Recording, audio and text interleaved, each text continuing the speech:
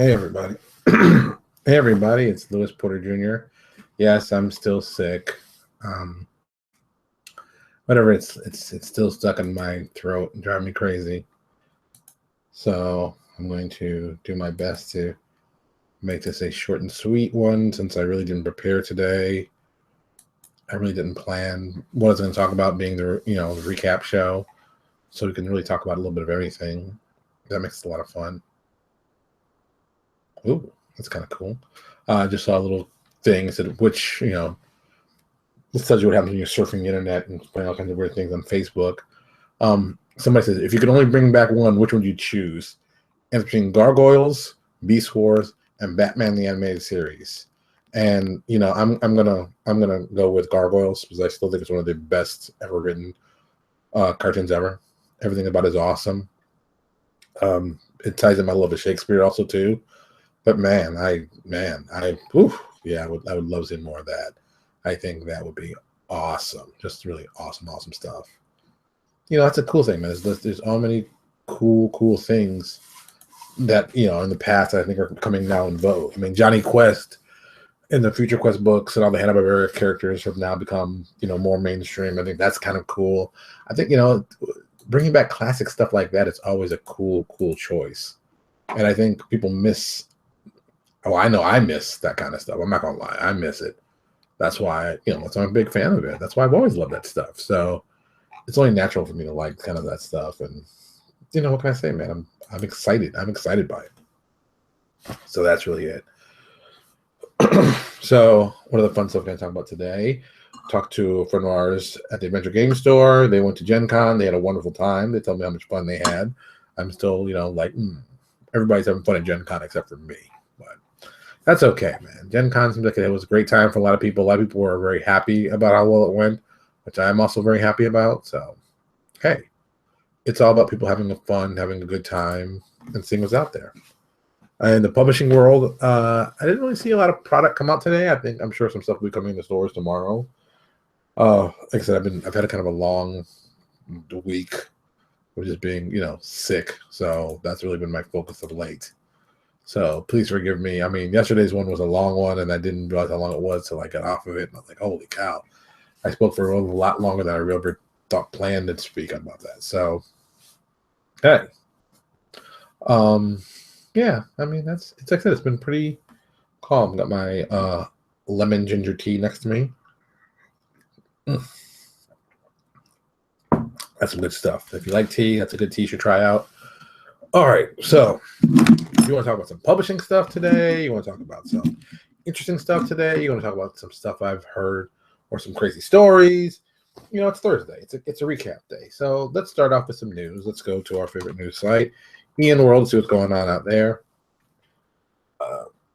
See what excitement has gone on for the week. I haven't seen anything really jumped out at me besides the end of PaizoCon. Well, thankfully enough, a lot of people have gotten back home to finally after Gen Con, after that whole Delta fiasco where people got trapped. I mean, how does a major airline trap people like in foreign cities? Like, it just sounds crazy. I mean, even when I hear that, it sounds crazy. So, okay, apparently this is some news that's happened today. DD team up to 23 people. There are 15 people working on D&D. But now they have 23 people. That's kind of, that's an improvement. It is a move in the right direction. We want more people working on big, well-known entities such as that. Oh, excuse me. Gen Con announces part 1. Yeah, Starfinder. Yeah, we've heard most of that stuff. I think everybody's heard most of that. That's not really new and impressive. Yeah, it's the week after Gen Con. There's really not a lot of announcements because most of the announcements were made at Gen Con, So, there's nothing really, I think there's anything that's big or amazing. There's a new RPG for Robin Laws. Which one is this? A Pelgrane Press. Robin Laws is actually doing some more Lovecraftian stuff. That was The Yellow King, which features 4 books covering each different times of the setting. Kickstarter, another Kickstarter. We know it's going to be a solid piece. All the winners of the Annie Awards. Yeah, I think everybody was pretty happy with the winners. They were what they expected. Nothing really crazy or super duper on those. So like I said, it's been a pretty calm week after a pretty, awesome previous week of just things going on. So let's talk about some fun stuff. let's talk about art yesterday. And you know what? Here's something we can talk about. It's something I usually don't get to talk a lot about. Let's talk about writing and fiction and developing a fiction line for your company. One of the things that I've been a big fan of, just from the initial concept of even doing campaign worlds, is thinking about your IP across different directions. The biggest one for me, I've always thought, has been comic books, because I think it's a very natural transition. I think that we in this industry should not just embrace but love comic books, because they basically are. We're making all these campaign worlds. We're making worlds with major characters and major villains, and putting them in comic book format is a really easy way to get them seen and understood what stories you're trying to tell. Paizo has done a very, very good job with theirs. Jim Zub, who's been kind enough to do some writing for them, I think has done very, very well for them. Let me see Jim this up. He did 2 sets, I think 2 graphic novels with them. Let's check and see his website real quick if I can check his stuff. But now he's doing, volumes 1 and 2 from Dynamite were his, so that was very cool. And now he's been doing Thunderbolts, which I think is awesome. I mean, the concept of Thunderbolts has always been my favorite. So I think Jim Zub on it shows a lot of passion. He's the type of guy who's perfect for that kind of book. And they've got a new artist on there. God, I can't remember his name now, and I just thought of his name. Sean, I'm going to mispronounce his name. It's spelled Izaakse. He's done some work for Green Ronin. I know he's done some other stuff. And it was very cool that he's taking over the artwork over the original artist, who I was not a big fan of, but the stories were good, so the art I'll deal with. But I think he's a perfect artist for this. I think it's going to be a great book. I think it's the great combination, and it's Thunderbolts number 6 that's going to be. So if you're a big fan of comics, check it out. Jim Zub doing some awesome stuff. Also, Jim Zub, I'm hoping to actually get on the show. I sent him an email. Somebody else reached out to him. I met Jim 3 years ago at PaizoCon, and we talked comics and geeky stuff. And that was before we were the show really up and going like it is now. But I definitely wanted to pitch to him about understanding comics, because he, unlike a lot of writers, and I can't even call him just a writer. He's really that's good. He's really a independent comic guru at this point. He has. If you ever been to his website, it's Jim Zub. That's JIMZUB.com. He has a whole bunch of tutorials on the right hand side of basically how to break into comics, how to find an artist, comic writing, comic pitching, comic art, comic Q&A, creator-owned economics. A lot of interesting stuff there. If you didn't know anything how their side works different from RPGs, is a great little stuff you can use. I thought was just amazing. Web and print working together, communication, communication with the organization, the tone, networking, promotions, key retailers, your press list, building a retailer trust, and one of my favorite ones, jealousy is creative poison. That was an amazingly good one for me. I think that was incredibly helpful. And he's right. So a lot of just good tutorials that you can use for information to understand how stuff goes. Jim also sells. I think he's selling on Comixology, I know specifically, but I think he's also selling on RPG. Drive-through comics. I keep saying drive-through RPG, but drive-through comics, another source that sells comics. A lot of people don't realize that. So I think doing a comic for your campaign setting, campaign world, what you're doing, if you can do a decent one, it doesn't even have to be like the greatest thing you ever read. Great example. In Haven City of Violence, since I'm pointing into it over across my bookshelf, we put a comic in. We put a no-word comic, 16 pages in, so you can kind of get the feel of the campaign world and get a good idea. It's one of the first ones I ever did. I thought it was a great idea. I found an artist who'd done a lot of work for us, did the cover also, and just said, "Hey, would you be interested in a comic?" Got it done, and it really worked very well. I think it's been great for me over the long run, because I've used the art from it many times over. And that's something else you can do. Once you get like comic book art, you can use it over and over in other products, and just kind of unifies what you're trying to talk about and what you're trying to do. Plus, building a fan base via comics, I think is very, very easy. There's lots of websites that'll help you generate money from it, like Project Wonderful. So Project Wonderful. It's been a long time. Yeah, Project Wonderful.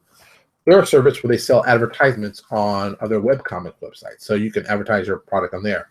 And it's probably one of the more interesting ways to do it, and relatively inexpensive, relatively speaking.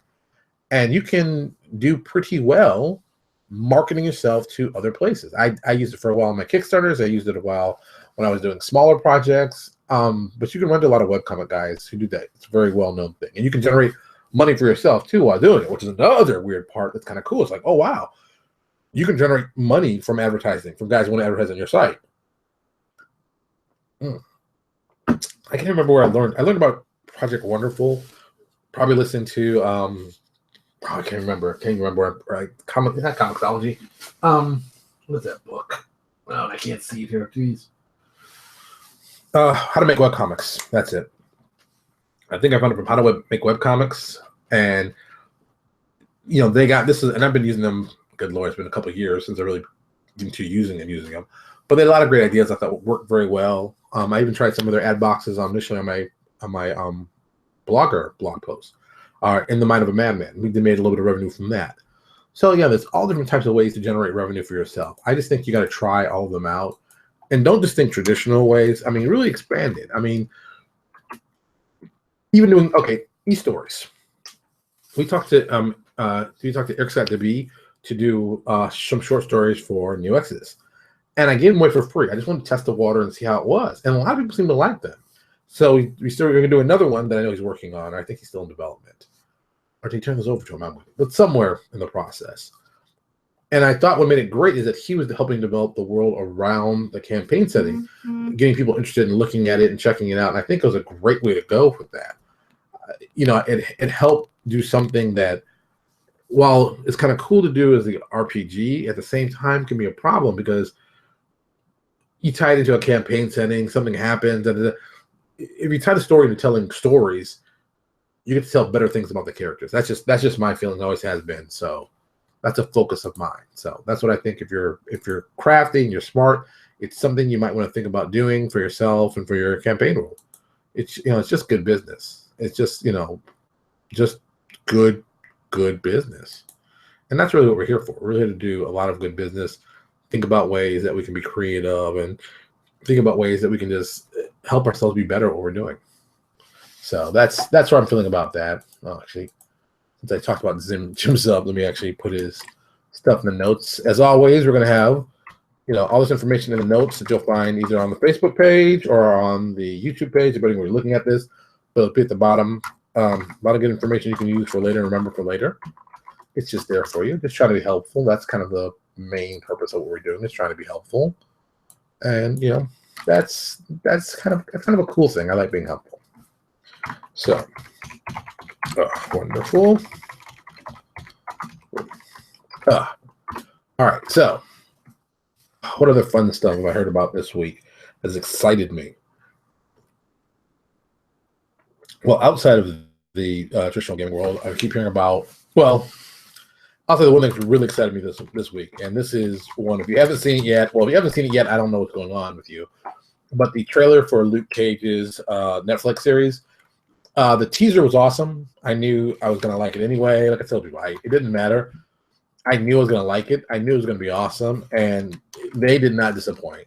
And it was a great trailer. Got me even more interested in the series. I can't wait to see what they pull off on this, because they have done an awesome job setting up this up with Daredevil and Jessica Jones. So I can only guess, Luke Cage is going to be just as well. And the trailer was great. I think people who watched it loved it. I think people who watched Daredevil and Jessica Jones watched this.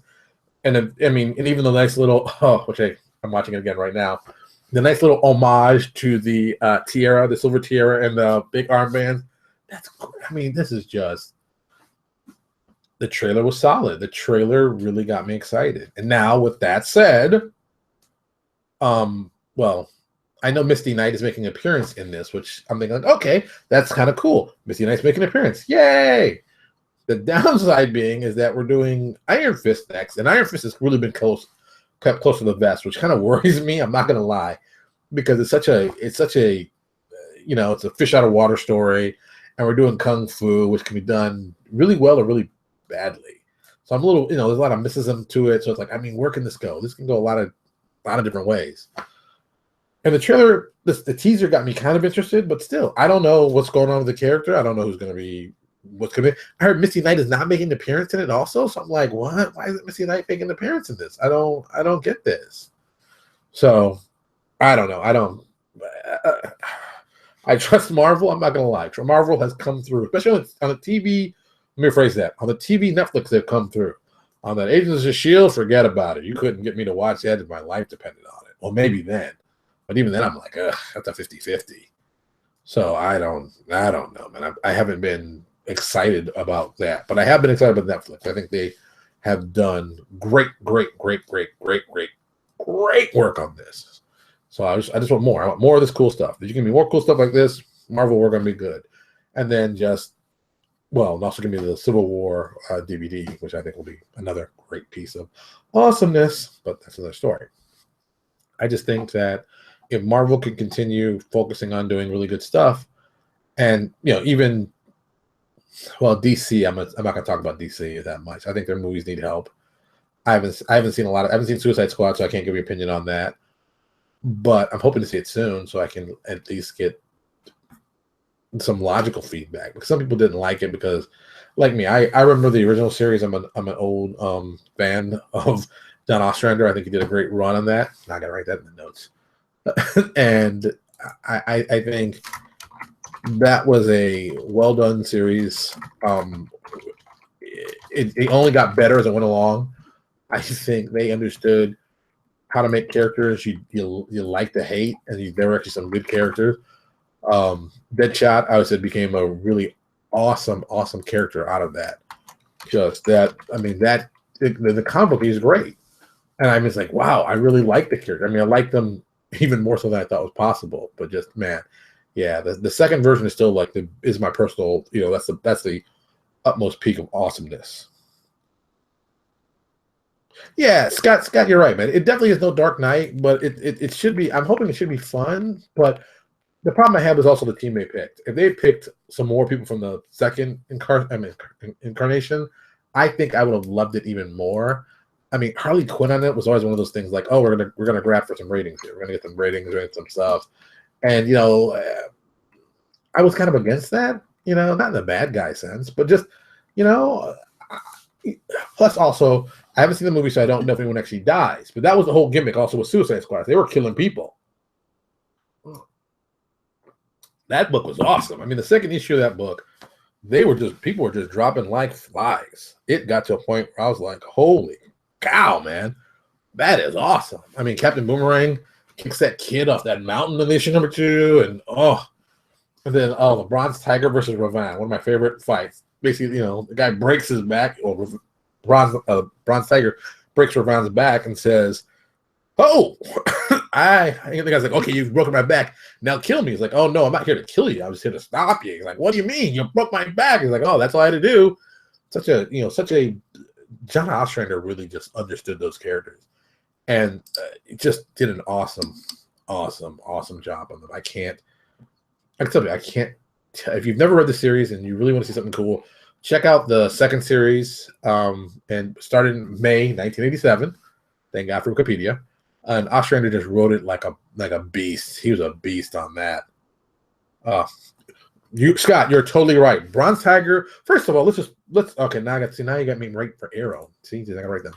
Arrow is a show that should really be called Batman, because my God, it's Batman, but every cool Batman villain seems to wind up there.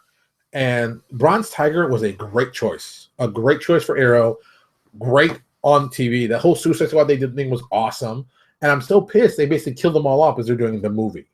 And I'm just like, oh, you couldn't have spun this in a positive way. You couldn't have spun this. So, yeah, that irks me to no end how that could have easily been handled very, very well and wasn't. And that always pissed me off.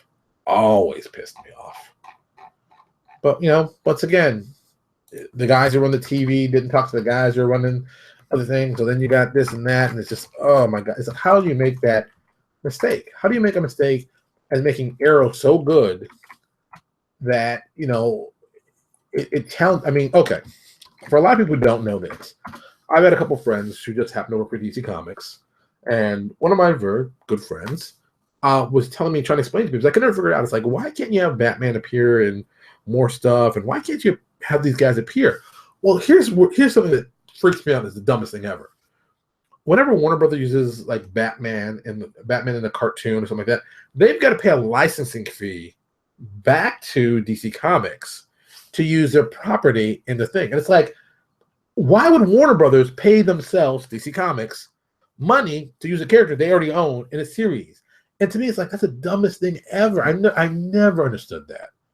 It's like, why would you do that? That's just stupid. If you got a character who's awesome, put him in the thing. You know what the character should be like. You know the character. You can just, hey, what should it be like? Blah, blah, blah, blah. It's not rocket science. Why do you have to pay your own subsidiary money to use the character that you're gonna? Oh my god! That always irked me to death. And finally, apparently, they figured out that's not such a big issue now. Going to see the DC shows, at least the DC TV shows.